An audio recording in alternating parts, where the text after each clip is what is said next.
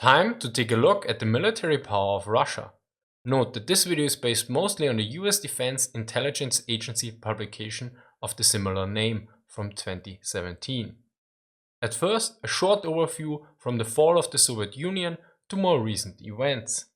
After the collapse of the Soviet Union in 1991, Russia inherited a large amount of military equipment from the former Soviet Union. This brought many challenges with it. Although in general the size of the military decreased substantially, it was still a rather large and cumbersome force. Additionally, former military districts that were mostly secured were now bordering other states. Probably one of the greatest challenges of the post-Soviet time was the economic one. As a result, military spending was cut substantially, which led to a stagnation in upgrades and development. And at a certain point, there was even a lack of fuel and salary.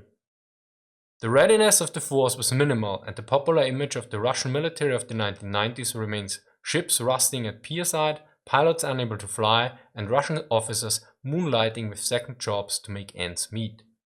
One major event, the Chechen War, and others created a bad reputation of the military.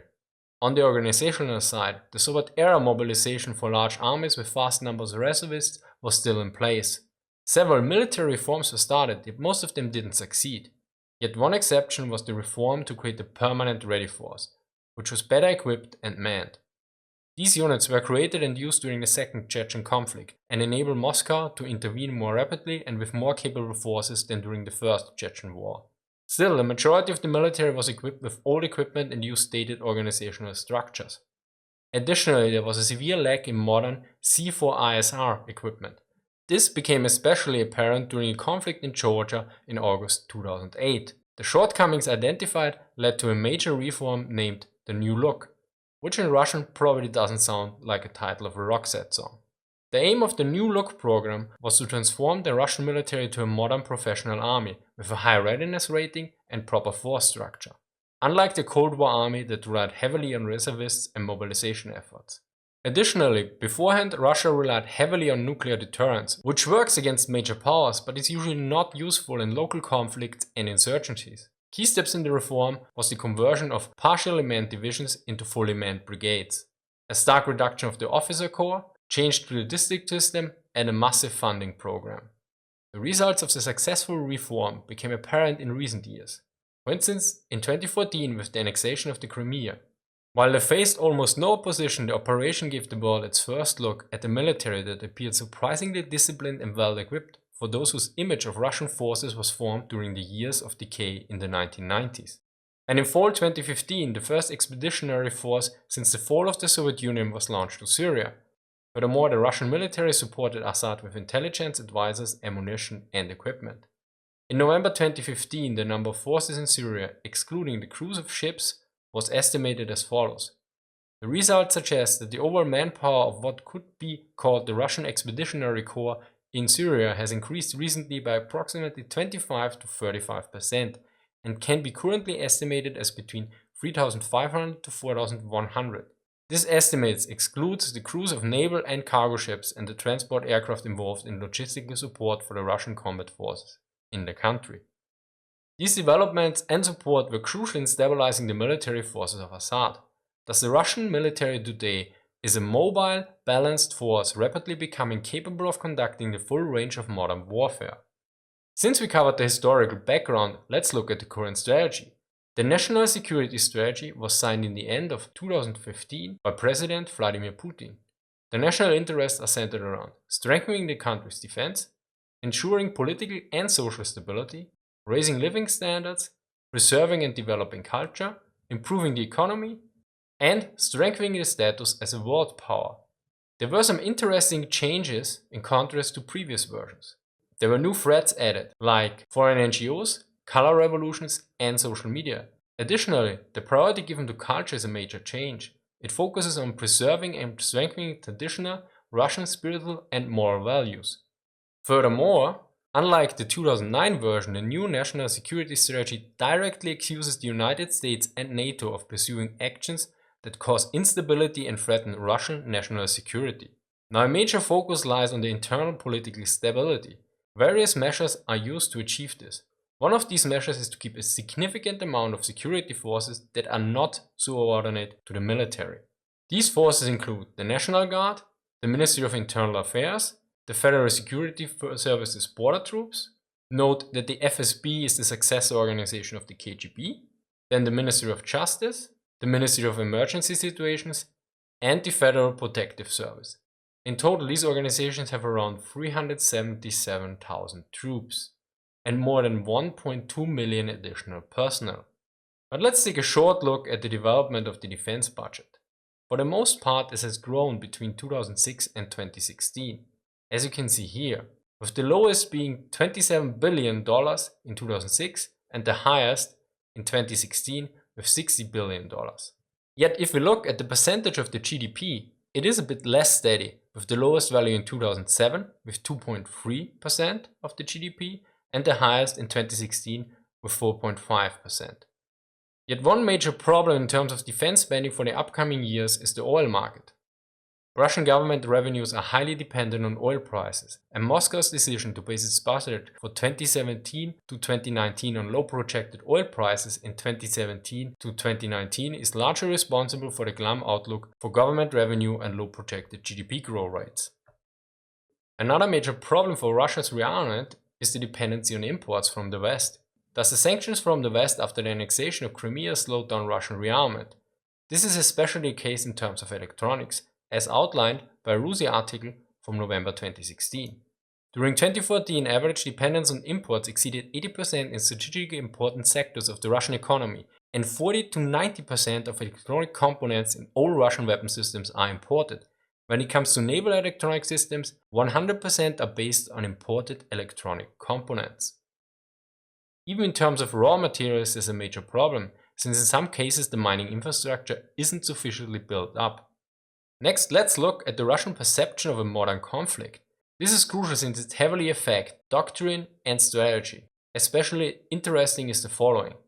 Moscow fears that the speed, accuracy, and quantity of non-nuclear strategic precision-guided weapons can achieve strategic effects on par with nuclear weapons. One of the primary reasons that since at least 1993 and most recently codified in 2014 military doctrine, Russia has reserved the right to a nuclear response to a non-nuclear attack that threatens the existence of the state. Which brings us to the major part, a short overview of core Russian military capabilities. Note that I excluded non-conventional weapons here. For more information, consult the description below. The first capability is anti-access area denial, or short A2/AD, which basically means preventing foreign forces conducting operations within a specific area. For instance, for China, A2/AD weapons are anti-shipping missiles that allow to sink enemy ships within a certain range. For Russia, the concern is mostly about Western aerospace attacks. To achieve A2/AD capabilities, Russia combines the following elements: information operations, strategic air operations, integrated air defense systems, and modern precision strike capabilities. Which brings us to the next capability, the Russian doctrine called precision strike, which itself is a 21st century extension of deep battle, the Soviet doctrine from the 1920s and 30s. The 1983 Soviet Military Encyclopedic Dictionary succinctly defines the concept of deep battle as a simultaneous suppression of tactical defense of the enemy in all its depth and breakthrough by infantry and tanks supported by artillery and aviation. In 1970 and 80s, the concept was expanded and should include precision-guided weapons. It was assumed that these weapons could allow for multi-front operations that were part of the original deep battle concept. Yet the development of precision-guided munitions in the Soviet Union was rather limited. Nevertheless, Operation Desert Storm in 1991 basically provided a proof of concept, although by foreign forces. In recent years, Russia introduced several precision-guided weapons and tested them in command staff exercises in 2012, 2014 and 2016, yet probably more importantly, operationally 2015 in Syria. Now, a key element for precision-guided weapons is information. Since geographic scope of modern warfare is usually extensive, thus geographic information from space is crucial for most modern operations. Since this is also the view of the Russian General Staff, Russia's space program is both formidable and in a state of rebuilding. Moscow seeks to maintain the health of its current constellations while deploying a next-generation architecture on par with Western space systems. In terms of satellites in orbit, Russia is only behind the United States and China. Russia additionally reorganized its Air Force and aerospace defense troops into one organization. Similarly, the space industry saw also a merge with the Federal Space Agency. Next up is cyber capabilities. Since at least 2010, Russia's military has prioritized for information warfare, although they call it information confrontation, or in short, IPB. IPB includes diplomatic, economic, military, political, cultural, social, and religious information arenas, and encompasses two measures for influence: informational technical effect and informational psychological effect. Whereas informational technical effect is basically computer network operations, like defense and attack, and informational psychological effect is intended to change people's beliefs and/or behaviors in favor of Russian objectives. The next capability is indirect action, which is basically a way to achieve an objective while avoiding a full-blown state-to-state conflict. Indirect action employs both military and non-military measures. Prime examples are the conflict with the Ukraine and the annexation of Crimea. Against the Ukraine, it began with a restriction on food imports, then followed by financial, economic, and information warfare. Later, this was followed by unconventional military action involving Russian Spetsnaz and other non-attributable military units in Crimea and eastern Ukraine. Now, in terms of electronic warfare, Russia feeds a wide array of world-class capabilities that allow interfering with enemy command and control, communications, and intelligence operations. These include countering GPS, radar, tactical, and satellite communications. Another key capability, as became apparent in Syria, is power projection. Russia has focused on improving capabilities for out-of-area operations, which of course rely on previous mentioned capabilities like precision-guided weapons, modern communication infrastructure, space and aerospace forces. Three key elements are long-range aviation forces that already operated in the Pacific, Arctic, and Venezuela, the naval forces which operated in the Mediterranean, the Arctic, the Western Hemisphere, and the Indian Ocean. Yet probably most importantly, expeditionary operations. In Syria, Russia used a mix of maritime and air assets to forward deploy its forces, and Russia will almost certainly be able to logistically support its current level of operations in Syria via a mix of those means for the foreseeable future. This included the launch of naval and air-based cruise missiles from outside of Syrian territory. And as mentioned before, such operations provide vital experience for personnel, testing systems, and doctrines. Next is a capability that really surprised me, namely underground facilities. From the Soviet time, there's an extensive network of bunkers, secret subway lines, tunnels, and other facilities left. These should have provided command and control capabilities even in the case of a major war. Several major cities have such installations. Some can go as a few hundred meters deep. Especially for Moscow, these sites are interconnected and allow the leadership to evacuate in case of emergency. Note that the following information is from 1991, yet is also used in the 2017 publication. These facilities are intended for national command authority in wartime. They are estimated to be 200 to 300 meters deep and can accommodate an estimated 10,000 people. And since the last capability is denial and deception, I go now in full Captain Obvious mode and tell you to take everything with a grain of salt. Russian denial and deception is usually called Maskirovka. The family of capabilities that compromise traditional Maskirovka include camouflage, deception, denial, subversion, sabotage, espionage, propaganda, and psychological operations. Note that there are various definitions and views on Maskirovka. For that, I recommend you check out my video on that particular topic. One of the last successful operations that used Maskirovka was during the annexation of Crimea. President Putin insisted that the armed men in Crimea were self-defense groups or volunteers. By the time Moscow admitted to the presence of Russian troops in Crimea, this deception had created enough confusion to forestall significant international intervention in the conflict, and the ground reality was irreversibly tipped in Russia's favor. So let's do a short summary. The Russian military inherited equipment, personnel, and know-how from the Soviet Union.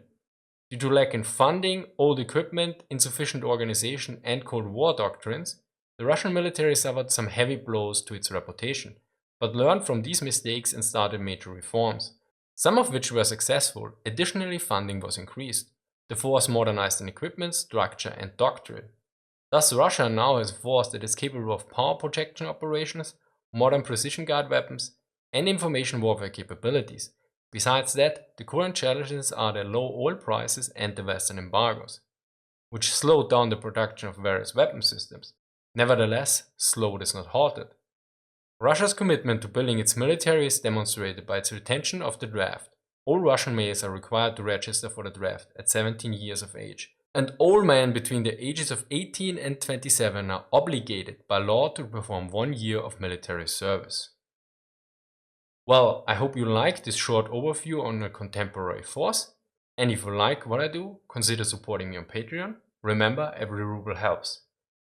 Now if you're interested in a similar video, check out this video about the current US and Chinese navies, or this video on cleaning up your room in urban combat.